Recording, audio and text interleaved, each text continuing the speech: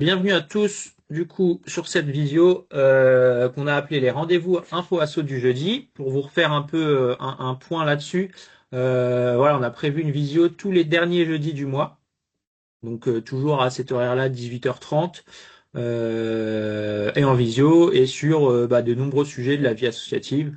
Donc que ça soit pour les associations employeuses ou des associations qui veulent de l'information, un peu comme aujourd'hui avec notre thème, mais aussi sur d'autres sujets, que ça soit sur le financement par exemple, comme la prochaine visio qu'on vous annoncera à la fin, mais aussi statutaire, sur du projet, sur des actions. Voilà, sur vos questions. Si vous avez des thématiques en tête que vous voulez qu'on traite absolument, faut pas hésiter à nous les dire. Voilà, que ça soit nous envoyer un mail ou là dans le chat par exemple. Comme ça, on pourra prévoir ça. Que dire de plus avant de commencer? Ça devrait ne pas être trop long. On va essayer de faire rapide en tout cas, mais il faudra pas hésiter à nous poser toutes vos questions. Voilà, on a un petit comité, donc ça sert aussi à ça, qu'on puisse vous répondre en direct. S'il y a des questions un peu trop sur vos dossiers, peut-être qu'on passera les messages aux collègues. On ne pourra pas vous répondre directement, mais n'hésitez pas si vous avez des questions. Voilà, on va essayer d'être dans l'échange. Donc sur chaque slide, sur chaque phrase, n'hésitez pas à, comme ça peut être là, lever la main ou à nous couper directement à l'oral pour poser vos questions. Comme ça, on essaiera que ça soit un petit peu participatif. Hop. Donc moi c'est Noé Pécou, je suis agent de développement de la vie associative au sein d'AE14. Donc voilà, depuis presque 3 ans, je crois que je suis arrivé à 14. Donc si vous avez le flyer à l'écran sur toute cette partie, voilà, plutôt information pour tous, et puis l'accompagnement de nos adhérents un petit peu. Et je suis avec Jennifer. Jennifer Talleux, responsable de la gestion paye à E14. J'accompagne Noé pour les questions potentiellement techniques, mais Noé, voilà, va savoir faire les choses. Voilà, donc pour rappeler un peu qui nous sommes rapidement, Animation Emploi Calvados, donc on est une association comme les vôtres, et on a pour objet le développement et l'accompagnement de la vie associative dans le Calvados. Donc comme vous voyez là les trois couleurs, eh ben, nos activités sont réparties en trois pôles. Le premier, l'information pour tous, comment répondre à toutes les questions de toutes les personnes, bénévoles, dirigeants, salariés d'associations, sur tous les sujets. Cette partie-là, elle est ouverte à tous et gratuite. La deuxième partie, l'accompagnement de nos adhérents, donc qui vous concerne directement. Nos adhérents, ce sont vous, ce sont des associations, environ 250 en 2025, qu'on accompagne notamment sur la gestion sociale, donc la gestion de vos salariés. Mais on accompagne aussi nos adhérents sur de la comptabilité, un appui ponctuel à la comptabilité, mais aussi sur du numérique, de la gestion de projet, de la mise en place de projets. Vraiment, voilà, c'est aussi pour vous rappeler qu'il ne faut pas hésiter à nous poser vos questions et à nous faire part de vos demandes. Et nous, on répondra et on vous dira comment on peut les traiter et comment vous accompagner. Et la dernière partie, le soutien par l'expertise, où là, ça concerne un petit peu les associations, mais aussi les collectivités, où E14 a un peu plus de 25 ans, non, plus de 35 ans, pardon, et donc a acquis une certaine expertise qu'on peut mettre à disposition des associations, des collectivités avec qui on a des partenariats. Et depuis cette année, voilà, on intervient aussi dans la formation professionnelle pour former les futurs professionnels de demain, vos futurs salariés peut-être. Donc voilà un peu ce qui fait AE14. Je ne sais pas sur l'association, sur nous, si vous avez des questions comme ça ou pas forcément. Ça peut être tout de suite, ça peut être à la fin s'il y a des choses qui vous reviennent. Continue, mais n'hésitez pas voilà, à nous couper. Donc aujourd'hui, on est réunis pour parler bulletin de salaire. Voilà, on a appelé la visio décryptage et compréhension du bulletin de salaire. On va prendre un bulletin et on va voilà le décrypter, aller voir chaque ligne, ce que ça veut dire, chaque montant, et puis découvrir avec vous, essayer de vous expliquer à quoi il sert. Ce qu'on peut faire, si ça vous va, avant de démarrer, c'est un petit tour. On a un comité réduit, donc un petit tour de chacun, vous présenter et nous dire votre association. Je vois qu'il y a des noms d'associations, mais il y a des noms où on n'a pas forcément le nom de la personne ou de l'association. Donc faire un petit tour des visios pour nous dire votre nom, votre association et peut-être votre place au sein de celle-ci. Je ne sais pas qui veut démarrer. Alors, moi, on veut bien démarrer. C'est le Club Si. laïque colombellois, section natation. Ok, Et donc, nous sommes 3 personnes du bureau face à vous. super. Ben, c'est parfait. Merci. Bonjour, oui, moi, Madame Papieski, donc le Yoga Club, et je suis présidente. Ok, merci. On a deux autres personnes. Je ne sais pas s'ils sont là derrière, s'ils ont un microphone ou pas. Pas forcément. Bon, bah, c'est pas grave. On continue. Hop. Donc, c'est parti. Donc, les objectifs. Comprendre la structure du bulletin de salaire, identifier les mentions obligatoires et les cotisations, et puis sur la fin, savoir calculer le coût réel pour une association. Et puis voilà, très important, échanger autour de ce document qui est essentiel. Et bah, pour la plupart, vous faites aussi appel à nous pour ça. Donc on a trouvé ça important de faire un rappel à ce sujet. Et puis que vous pouviez bah, mieux le comprendre et savoir ce que veut dire l'ensemble de ce document. Donc pour commencer, le bulletin de salaire, c'est une obligation légale. Pour citer les références principales, ça vient du Code du travail avec l'article L3243-2 et puis les suivants. C'est une obligation pour tout employeur de remettre un bulletin de paye à chaque salarié à chaque paiement de salaire. C'est pour ça que c'est bien à chaque paiement de salaire qu'on a un bulletin qui correspond. Ce bulletin, il peut être transmis au format papier ou électronique. Voilà, on voit de plus en plus en électronique. Il faut bien savoir que pour pouvoir le transmettre en électronique, il faut l'accord écrit du salarié.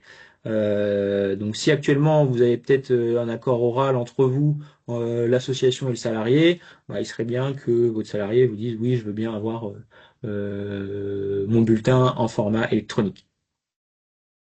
En cas de non-remise, il peut y avoir des pénalités, voilà, des amendes qui sont prévues par le Code du travail, et il y a un risque prud'homal bah, pour non-paiement de salaire, évidemment, mais aussi pour le manquement à l'obligation d'information.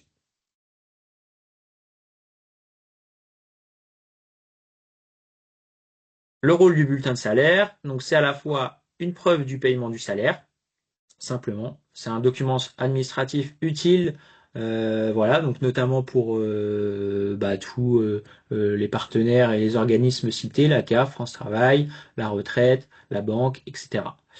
C'est un outil de dialogue entre employeurs et salariés. C'est aussi, voilà, en marquant ça, c'est pour vous montrer que c'est un outil, bah voilà, pour en cas de négociation ou quoi, c'est un outil où vous allez pouvoir vous appuyer là-dessus.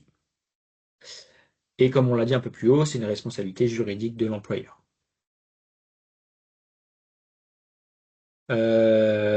Donc ce qu'on va voir là et ce qu'on vous transmet chaque mois, c'est ce qu'on appelle du coup le bulletin de salaire simplifié, qui est apparu depuis 2018. Donc c'est maintenant, depuis 2018, une présentation standardisée qui est imposée par décret. L'objectif avec ce bulletin simplifié, c'est de rendre la lecture plus claire pour le salarié, mais aussi pour l'employeur. Vous faites appel à nous ou d'autres associations peuvent faire appel à des cabinets comptables ou des tiers de confiance. Et ben, c'est aussi vous permettre d'avoir une lecture plus claire sur ce bulletin de salaire. Et donc notamment sur la simplification, c'est le regroupement des cotisations par grande famille. Alors juste après, on va pouvoir bah, voir ces grandes familles et voir cette simplification. On va aussi voir que du coup, il y a un peu moins d'éléments pour l'employeur. Il est plus tourné pour le salarié. Et puis 2023, depuis 2023, on a une nouvelle mention obligatoire qu'on appelle le net social. On va pouvoir voir juste après. Un petit rappel pour vos associations, les bulletins de salaire, ils sont à garder par l'employeur au minimum 5 ans. Donc pensez bien à les garder. Et puis si vous avez possibilité de les garder plus longtemps, bah, n'hésitez pas à les garder au sein de l'association. Voilà. Évolution à venir. Hum, Évolution à venir. qui est? Évolution. Ah Oui. non, tu l'as pas. Ok. Non. Dis-nous. En 2027, le bulletin en fait sera à nouveau modifié. La présentation du bulletin sera à nouveau modifiée pour le simplifier encore plus. Voilà. Voilà. Donc on verra comment on sera mangé d'ici Ouais. 2027, mais on on pourra dans ce cas-là réorganiser une visio avec ce nouveau bulletin. Peut-être dès la sortie du nouveau pour pouvoir avoir lecture pour tout le monde. Hop, donc allons dans le vif du sujet. Si jamais c'est trop petit, qu'on voit pas forcément, n'hésitez pas à me le dire que je puisse zoomer sur les parties. On va couper le bulletin en plusieurs parties, donc j'ai la possibilité de zoomer si jamais vous voyez mal. Donc voilà le bulletin type que vous recevez tous les mois de notre part. On l'a pris de nos bases, on l'a rendu anonyme, voilà, mais c'est quelque chose qui peut vous parler. Donc, on va commencer par la partie haute du bulletin. Donc, en la découpant par endroit. Donc, la période du bulletin qu'on voit en haut à droite, juillet 2025 par exemple, avec la période d'emploi entre le 1er juillet et le 31 juillet 2025. De l'autre côté, donc en face, on va avoir l'identification de l'employeur.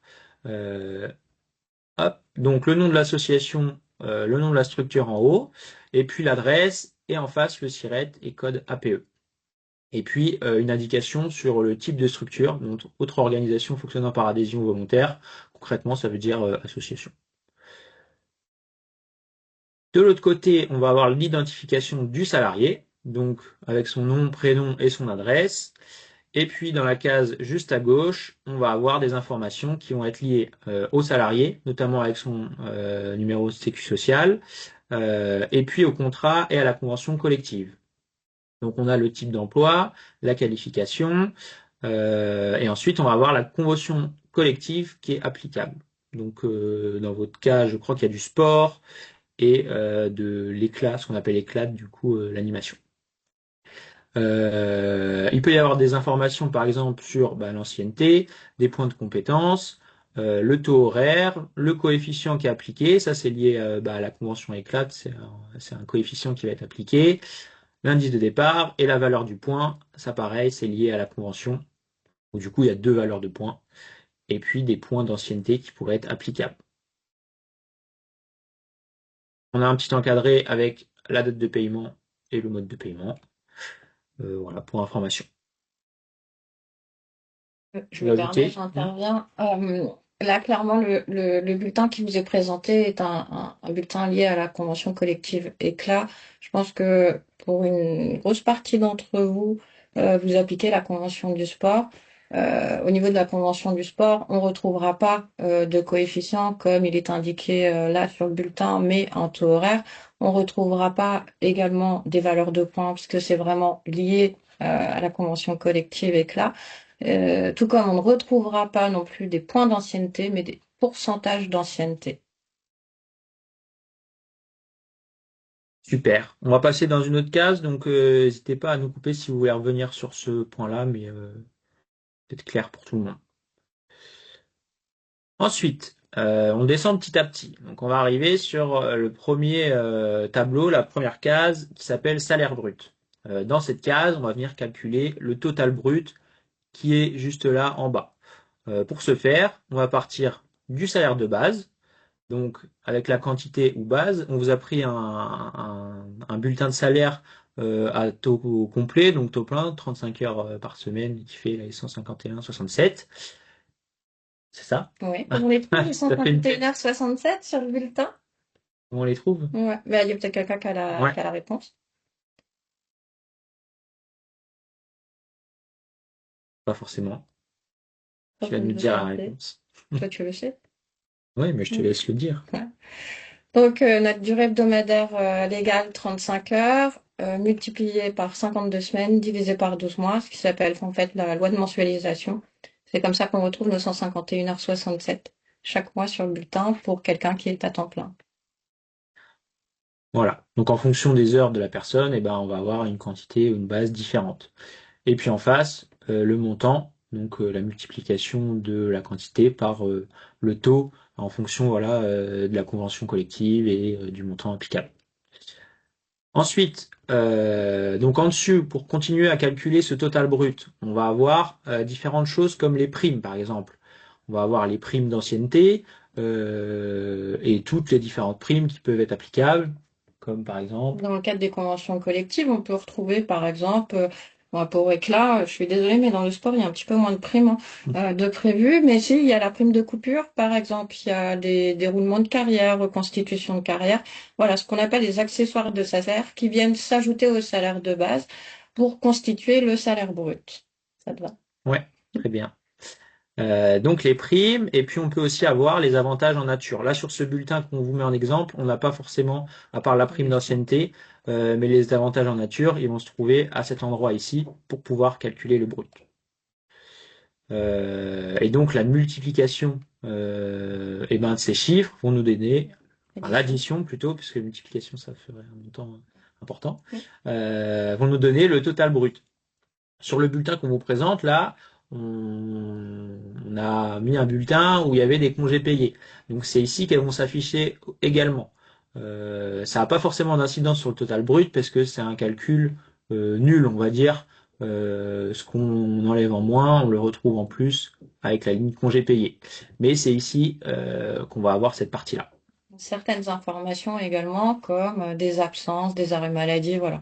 Le haut du bulletin est vraiment concentré sur ce qui s'est passé dans le mois avec le salarié, ou plutôt pour le salarié.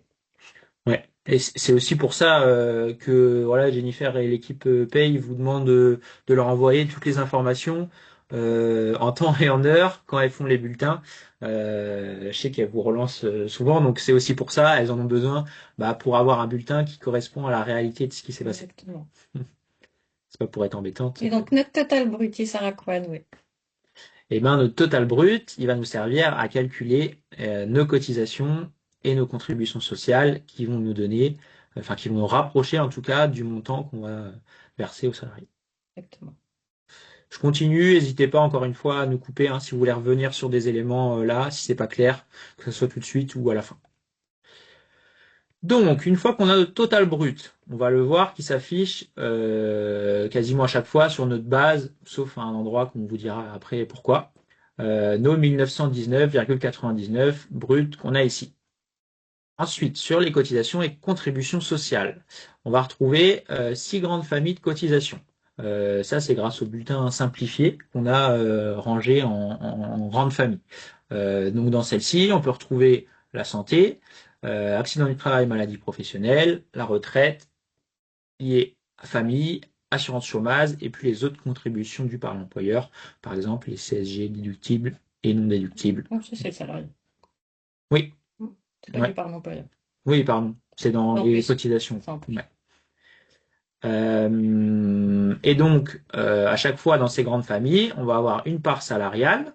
Donc, sur le bulletin qu'on a là, on a notre base, notre part salariée, et on va avoir le taux, le pourcentage pris en compte pour calculer la part salariale. Vous voyez que ce taux, on l'a pas pour la part employeur. C'est pour ça que je vous disais tout à l'heure qu'on avait un peu moins d'informations pour l'employeur. Donc concrètement, le calcul, il se fait plutôt simplement. On prend la base, on calcule le taux et on arrive à un montant qu'on voit en face de part salariée. Et puis la part employeur, cette fois-ci, on ne voit pas le calcul qui est procédé dans ce bulletin simplifié, on a seulement le montant final. Donc une part salariale, une part patronale qui nous donne des montants. Et puis un peu plus bas, on peut avoir des exonérations et allègements de cotisations. Ça va être lié au contrat des salariés. C'est pas applicable pour tout le monde.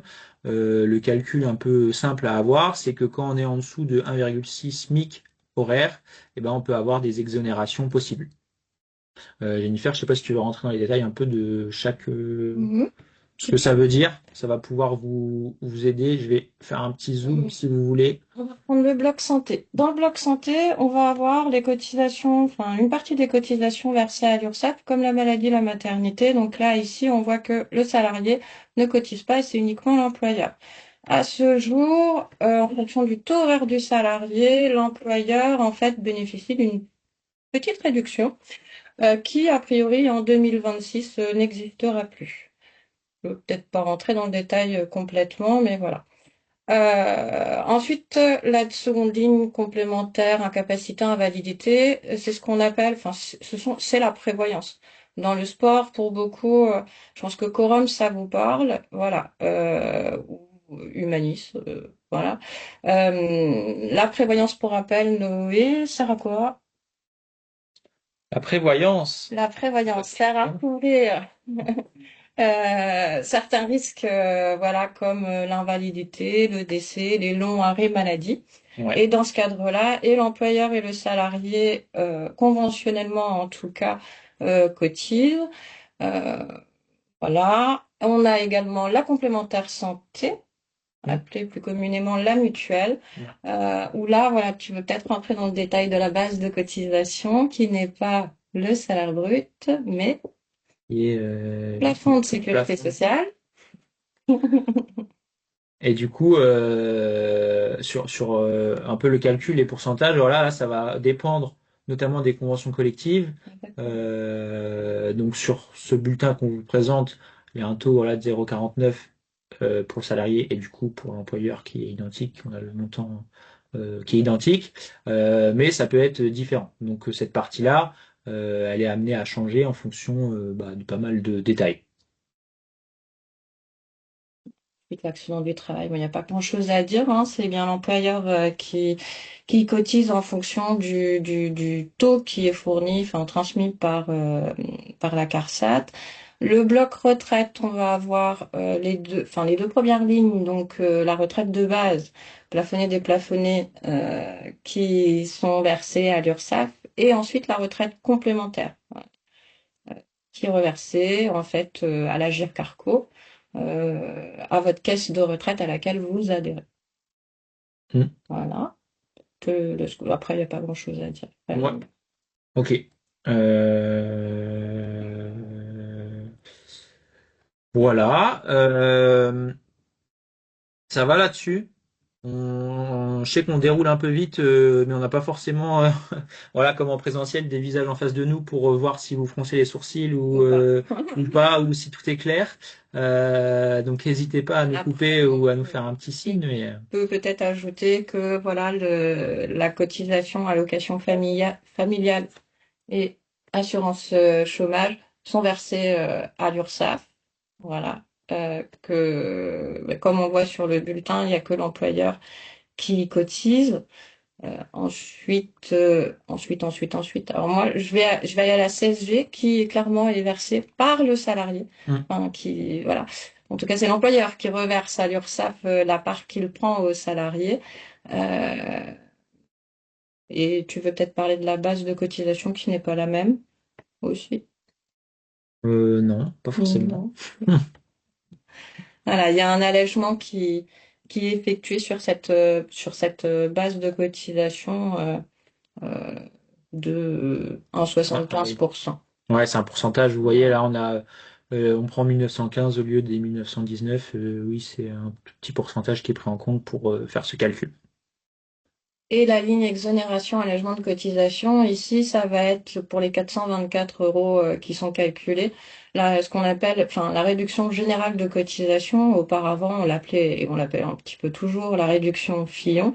Et cette réduction, en fait, est appliquée et sur des cotisations URSSAF et sur des cotisations de retraite complémentaires. Ouais. Donc voilà, donc peut-être que vous avez l'habitude de le voir sur vos bulletins ou peut-être pas. Ça dépend vraiment de tout ce qu'on s'est dit là. Et puis tout ça, ça nous donne des totaux. Donc le total des cotisations salariales, la part salariée qu'on voit juste ici, et puis la part employeur de l'autre côté. On continue, on déroule, hein, mais encore une fois, n'hésitez pas à nous couper. Si vous voulez revenir sur des points vraiment des détails, ou si on n'est pas clair parce qu'on parle d'un autre langage, faut pas hésiter à nous le dire et on peut revenir sur des choses sans souci. Oui, j'aurais une Oui. question. Sur l'exonération et allègement de cotisation, quand il n'y a rien, c'est qu'on ne relève pas de ce cadre-là ou... C'est que très certainement, alors je connais pas le bulletin de salaire, hein, voilà. C'est que très certainement le taux horaire du salarié est supérieur à 1,6 SMIC. Euh, d'accord. Soit c'est ça, soit pour certaines structures sportives, il y a une base de cotisation qu'on appelle l'assiette sportive qui est appliquée sur le bulletin de salaire. Et dans ce cas-là, on peut pas cumuler les deux. Quand il y a une assiette de cotisation réduite sur les cotisations, enfin sur le calcul des cotisations, on peut pas avoir les deux en fait ne sont pas cumulables. Mhm. Mais D'accord. je sais pas pour quelle structure voilà ou le taux horaire. Yoga Club, nous, on a un salaire horaire à 29,17 €. Oui, bah voilà, vous êtes largement au-dessus d'1,6 SMIC. Ouais, Donc ça. potentiellement, voilà, on est à 19 euros hein, pour le 1,6 SMIC. D'accord. Vous êtes au-dessus, il n'y en a pas, c'est normal. D'accord. Voilà. Merci. Après, la réduction générale, pour information, est amenée à évoluer l'année prochaine et passera à 3 SMIC. Donc potentiellement, vous y aurez le droit. Merci. Hop. Quelque chose qui est important qu'on n'a pas forcément dit. Mm. La réduction générale de cotisation, elle est dégressive, pardon. Plus on est proche du SMIC, plus elle est importante. Plus le taux horaire est proche du SMIC, plus elle est importante. Plus on monte et qu'elle s'approche des 1,6, plus elle est réduite. Mm. Ouais, c'est pour ça que c'est pas si on est en dessous d'1,6, tout le monde a la même exonération, mais c'est bien au cas par cas. Donc ce montant-là, il peut être différent en fonction de tous les bulletins. On continue à descendre sur notre bulletin. On arrive sur des chiffres où on va parler de net maintenant. Donc la première chose, non, je me suis trompé de sens. La première chose qu'on voit, c'est le montant net social. Donc la petite nouveauté d'il y a quelques années. Dans notre exemple là, le montant net social, il va être identique à ce qu'on a là, le net à payer avant impôt. Dans une grande partie des cas, il n'est pas forcément identique. Ce montant net social, concrètement, c'est ce que vos salariés ils vont déclarer aux partenaires sociaux comme la CAF, par exemple. C'est ce montant-là qui est vraiment à déclarer. Et le net à payer avant impôt, il peut être différent pour plusieurs points. Par exemple, si en dessous, on a des retenues et des remboursements divers. Donc dans cette case en dessous, on va avoir notamment par exemple les tickets restaurants que vous avez peut-être au sein de vos structures, mais qu'on retrouve souvent, et puis des possibles remboursements faits à vos salariés. Professionnels Très, ou ouais. des défraiements d'indemnité kilométrique domicile lieu de travail. Et puis en bas de cette page, enfin juste là en dessous, on va retrouver le net à payer avant impôt. Ce qu'il y a à dire sur cette case, c'est que elle est en gros, mais il faut faire attention, c'est pas forcément ce qu'on va payer à notre salarié. Notamment parce que on voit bien que c'est avant impôt sur le revenu. Alors, on sait bien que voilà, le bulletin est pas très bien fait parce que cette case-là est plus grosse, mais c'est pas le dernier montant. On pourrait voilà imaginer dans un futur proche que celle-là soit plus petite et une autre case un peu plus bas soit plus grande. Mais ce calcul, eh ben, il intervient à la suite de toutes ces déductions. Hop. Eh ben, je continue avec notamment donc l'impôt sur le revenu. Avant 2019, voilà, vous payez ce salaire à votre salarié, et puis ensuite, lui, il s'occupait de payer ses impôts soit par mois, soit par année, comme il le souhaitait. Maintenant, avec ce qu'on appelle le prélèvement à la source, eh ben, on va venir directement enlever un certain montant sur le bulletin de salaire qui va être directement payé aux impôts. Et donc le prélèvement à la source, il peut avoir un taux personnalisé si votre salarié accepte de le transmettre, ou il peut avoir un taux neutre si jamais votre salarié n'accepte pas de le transmettre. Donc c'est une petite manip qui se fait voilà, sur les impôts. Parfois, c'est pas une question d'acceptation, ça Oui. peut être aussi que l'administration fiscale n'est pas en mesure de transmettre à l'employeur, en fait, le taux à appliquer parce que le salarié a X casquettes et c'est pas possible. Ouais, des fois, ils n'arrivent pas Mm. forcément à trouver le taux. Donc voilà, mais donc maintenant, le prélèvement à la source est directement sur le bulletin de salaire et se fait directement. Si on zoome un peu, euh, on a une petite question pour vous. Le montant de l'impôt, la base d'impôt sur laquelle on se base, on voit que c'est 1544. Si je cherche un peu sur le bulletin, je me rends compte que je vois pas trop d'où il sort ce chiffre. Est-ce que vous avez une idée d'où il vient? Ou alors c'est complètement flou. Je sais pas si certains veulent se lancer. Ça m'arrangerait pas. Hmm. Ça m'arrangerait pas que ce soit complètement faux. Oui, logiquement, il vient de quelque part. Mais d'où? Si personne se lance, on va vous fournir la réponse. Donc ce 1544, il vient d'où? Il vient d'une base de net à payer avant impôt sur le revenu. Et on va prendre ce qu'on appelle ici le CSG non déductible à l'impôt sur le revenu. Donc on va faire une addition de notre net à payer avant impôt. On va additionner ce qui est non déductible de l'impôt sur le revenu, mais on n'arrive toujours pas aux 1544. Là, ce que je vous dis, ça vaut pour mon exemple là. Et ce qu'on va ajouter pour arriver à ce montant, eh ben, c'est la part employeur de notre complémentaire santé. Donc les 19,04, on va les ajouter au 55 et au 1469, ce qui va nous faire 1544. Tout ça, c'est non déductible et du coup, ça rentre en compte dans le montant qui est calculé pour calculer l'impôt de notre salarié. Il y a d'autres choses qui peuvent rentrer en compte, mais qui ne sont pas sur ce bulletin-là. Non, Non. non. Bon bah non. Donc voilà comment on calcule ce montant. On pourrait se dire qu'on ne sait pas trop d'où il sort. Mais logiquement, voilà, si vous faites si c'est dans le cas où vous salariés, ils peuvent vous demander, ils se posent la question, bah voilà, et ben c'est bien la CSG non déductible plus la part employeur de la complémentaire santé. Le dézoom, hop. Et on arrive au bon endroit. Qui est donc cette fois le net à payer aux salariés, où on a le montant que vous allez transférer à votre salarié, payer à votre salarié pour tout ce qu'on a vu là. Sur notre exemple, voilà, qui est pas très bien choisi peut-être, il est identique au net à payer avant impôt sur le revenu, ainsi qu'au montant net social, mais dans bon nombre de cas, si vous regardez les bulletins de salaire de vos salariés, il n'est pas forcément identique. Donc c'est pour ça qu'on met une vigilance à faire attention. Voilà, ce qui est en gros, c'est pas forcément ce qui est valable. On va vraiment regarder à la fin net à payer aux salariés.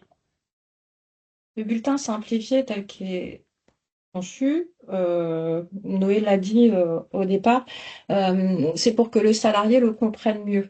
Le net à payer aux salariés en bas du bulletin, qui est en caractère plus petit que le net à payer avant impôt, peut porter vraiment, enfin, clairement, il y a des erreurs, voilà.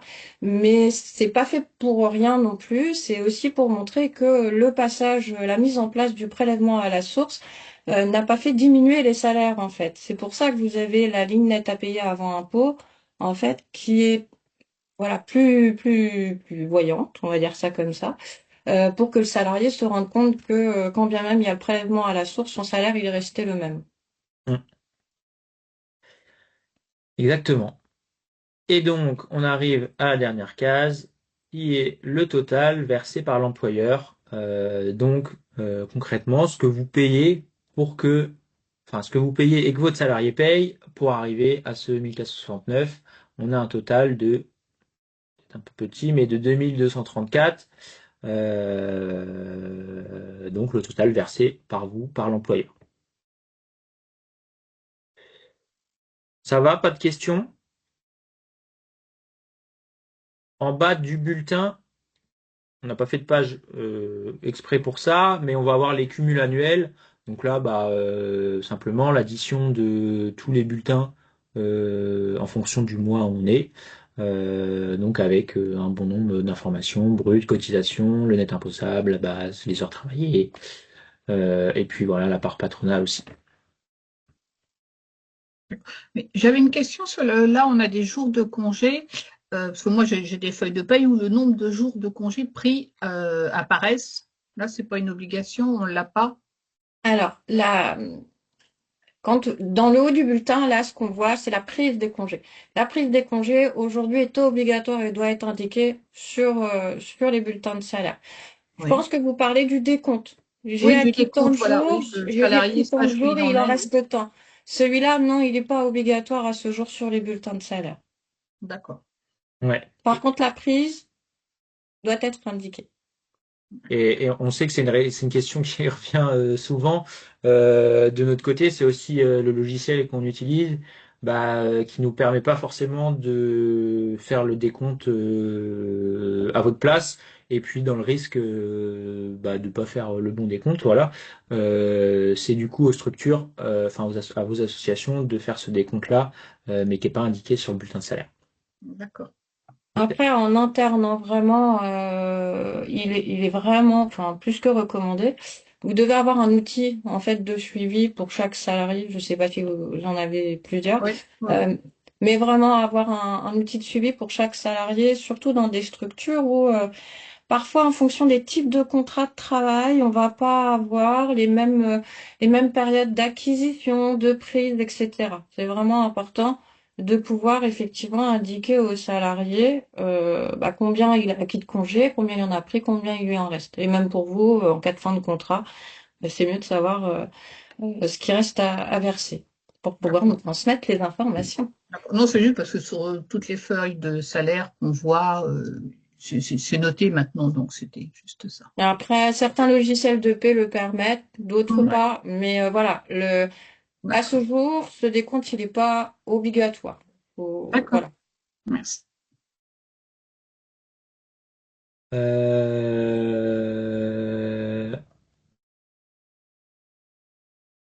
je clique, Mais, mais ça ne fait rien. mais ça fait rien. Voilà.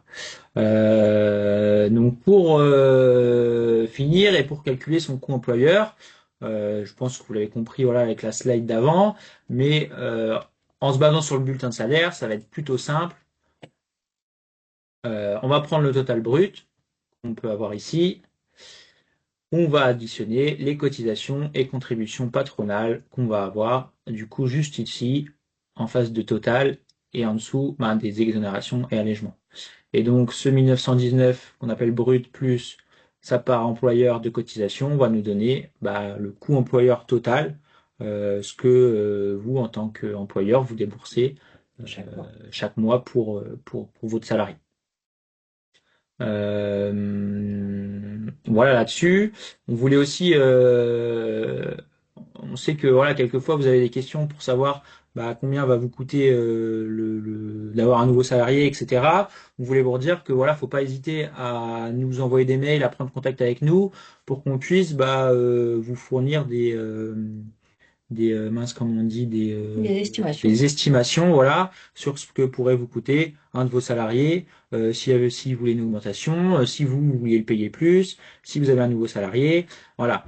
Il existe, pardon, des outils en ligne, notamment l'URSSAF, qui peut permettre ce calcul, mais ces outils ils sont pas complets parce que notamment ils vont pas prendre forcément la convention collective en compte et ils vont pas prendre un Certains certain de, nombre voilà qui apparaissent sur le bulletin de salaire. Donc c'était aussi pour vous dire, faut pas hésiter. Voilà, normalement vous avez le mail de la personne avec qui vous échangez et qui s'occupe de votre dossier.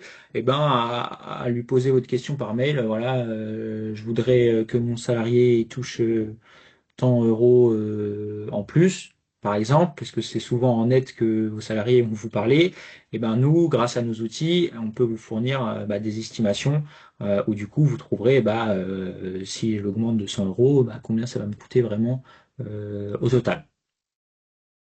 Donc c'était aussi pour remettre ce point que voilà, on est disponible pour vous, on vous fournit les bulletins, on a des échanges, mais il ne faut pas hésiter si vous avez d'autres questions, notamment liées au bulletin, mais aussi des choses complètement différentes, à venir vers nous.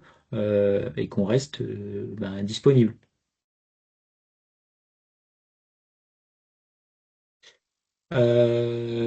Voilà. Avez-vous des questions? Si vous voulez, on peut remettre le bulletin de salaire si vous voulez rentrer dans le détail de certaines choses. S'il y a des questions, des choses pas claires, il n'y a pas de souci, on est disponible.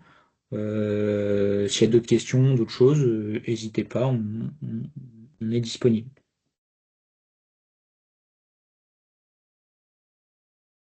Pas de questions. Moi, je vais vous poser une question. Est-ce que ça va? Est-ce que c'était clair? Est-ce qu'on n'a pas été trop vite?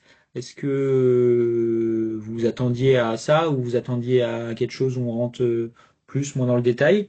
Je sais pas si je vais être embêtant, mais on peut refaire un petit tour un petit tour de visio, votre ressenti. Voilà, on aime avoir vos retours directs et puis dans le but de aussi s'améliorer et de vous proposer des choses qui correspondent à vos questions. Je vois dans le chat que c'est clair, Super, super pour nous. Je ne sais pas si les autres ont quelque chose à dire ou quoi.